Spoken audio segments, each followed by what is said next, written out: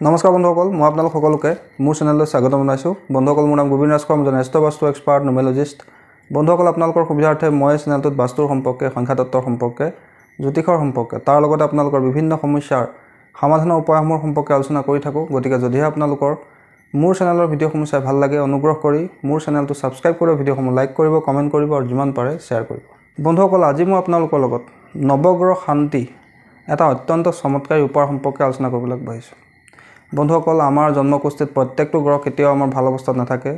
যিকোনো এটা গ্ৰহ আমাৰ জন্মকুষ্ঠিত সদায় মাৰক স্থানৰ অধিপতি হৈ থাকে বা বক্ৰী হৈ থাকে বা অস্ত হৈ থাকে বা পাপ গ্ৰহৰ লগত যুক্ত হৈ বেয়া ফল দিবলৈ আৰম্ভ কৰে আমাক।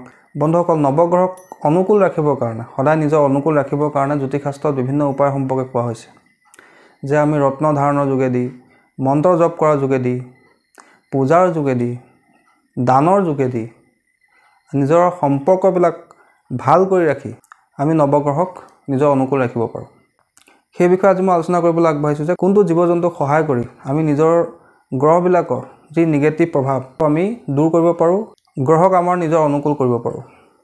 বন্ধুসকল, আমি সকলোৱে জানো যে আমাৰ শাস্ত্ৰতে লেখা আছে যত জীৱ তত শিৱ, অৰ্থাৎ আমি জীৱ জন্তুৰ প্ৰতি সদায় দয়াশীল হোৱা উচিত, জীৱ জন্তুক সদায় মৰম কৰা উচিত। আমাৰ নিচিনাকৈ প্ৰত্যেকটো জীৱ জন্তুৰ এটা আত্মা আছে, জীৱ আছে। গতিকে সকলোকে মৰম কৰাটো আমাৰ এটা কৰ্তব্য। বন্ধুসকল, এতিয়া কথা হ'ল যে কোনকেইটা জীৱক আমি সেৱা কৰি আমি নৱগ্ৰহক নিজৰ অনুকূল ৰাখিব পাৰোঁ। বন্ধুসকল, জ্যোতিষশাস্ত্ৰত কোৱা হৈছে যে গাঁতত থকা জীৱ, চৰাই, পানীত থকা জীৱ আৰু সৰীসৃপ, গৰু আৰু কুকুৰক সেৱা কৰি আমি নৱগ্ৰহক সন্তুষ্ট ৰাখিব পাৰোঁ।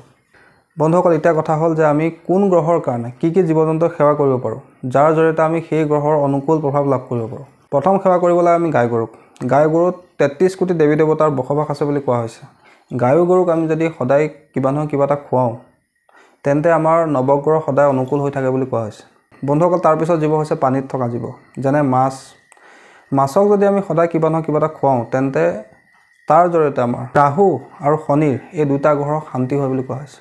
যদি আমি সদায় মাছক দানা দিওঁ, তেন্তে ৰাহু আৰু শনি কৃপা দৃষ্টি লাভ হয় বুলি কোৱা হৈছে।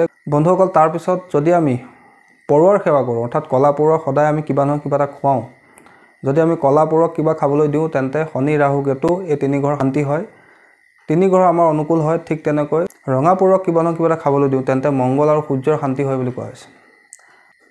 তাৰোপৰি যদি আমি বলদ গৰুক বা মহক কিবা নহয় কিবা এটা খুৱাওঁ, তেন্তে ৰাহু আৰু শনিৰ অনুকূল প্ৰভাৱ লাভ হয় বুলি কোৱা হৈছে। যদি আমি চৰাই চিৰিকটিক সদায় কিবা নহয় কিবা এটা খুৱাওঁ, তেন্তে বুধ গ্ৰহৰ অনুকূল প্ৰভাৱ লাভ হয় বুলি কোৱা হৈছে। যদি আমি ৰাজহংসৰ সেৱা কৰোঁ, অৰ্থাৎ ৰাজহাঁহক যদি আমি সদায় কিবা নহয় কিবা এটা খুৱাওঁ, তেন্তে গুৰু বৃহস্পতিৰ কৃপা দৃষ্টি লাভ হয় বুলি কোৱা হৈছে। যদি আমি কুকুৰক কিবা নহয় কিবা এটা খুৱাওঁ, তেন্তে তাৰ যোগেদি আমাৰ কেতু গ্ৰহৰ শান্তি হয় বুলি কোৱা হৈছে। যদি আমি পাৰ চৰাইক কিবা নহয় কিবা এটা খুৱাওঁ, তেন্তে বুধ আৰু ৰাহুৰ শান্তি হয় বুলি কোৱা হৈছে। যদি আমি বান্দৰৰ সেৱা কৰোঁ, বান্দৰক কিবা নহয় কিবা এটা খাবলৈ দিওঁ, তেন্তে মংগল আৰু সূৰ্যৰ শান্তি হয় বুলি কোৱা হৈছে। এইদৰে বিভিন্ন জীৱ জন্তুক সহায় কৰাৰ যোগেদি আমি নিজৰ নৱগ্ৰহক নিজৰ অনুকূল কৰি ৰাখিব পাৰোঁ।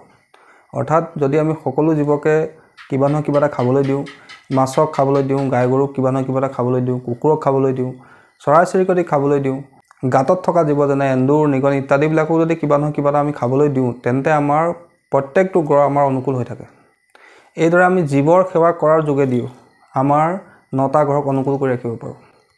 বন্ধুসকল, তাৰোপৰি আৰু এটা কথা জ্যোতিষশাস্ত্ৰত কোৱা হৈছে যে কলা বস্তুক যদি আমি খুৱাওঁ, যেনেকৈ কাউৰী হওক, কলা কুকুৰ হওক, কলি গাই গৰু হওক ইত্যাদিবিলাকক যদি আমি খুৱাওঁ, তেন্তে ৰাহু, কেতু, শনি অৰ্থাৎ তিনিটা পাপ গ্ৰহৰ অনুকূল প্ৰভাৱ লাভ হয় বুলি কোৱা হৈছে।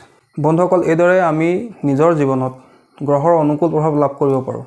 যদি আমি জীৱৰ সেৱা কৰিবলৈ লওঁ, তেন্তে আমাৰ জীৱনত যদি কোনোবা বেয়া গ্ৰহৰ দশা চলিও থাকে, সেই দশাৰ কাৰণে আমাৰ যদি কিবা ডাঙৰ সমস্যা হ'বলগীয়া আছিলে, সেই সমস্যাৰ পৰা আমাৰ মুক্তি লাভ হয়। বন্ধুসকল, আশা কৰিছোঁ জীৱ জন্তুক সহায় কৰাৰ যোগেদি কিদৰে আমি নৱগ্ৰহক নিজৰ অনুকূল ৰাখিব পাৰোঁ, সেই বিষয়ে আজি আপোনালোকে গম পালে। আশা কৰিছোঁ আজি আপোনালোকৰ ভিডিঅ'টো চাই ভাল লাগিলে, আশা কৰিছোঁ আপোনালোকৰ বিষয়টো ভাল লাগিলে। যদি ভাল লাগিলে অনুগ্ৰহ কৰি ভিডিঅ'টো লাইক কৰি দিব, কমেণ্ট কৰিব আৰু মোৰ চেনেলটো ছাবস্ক্ৰাইব কৰিব। ধন্যবাদ।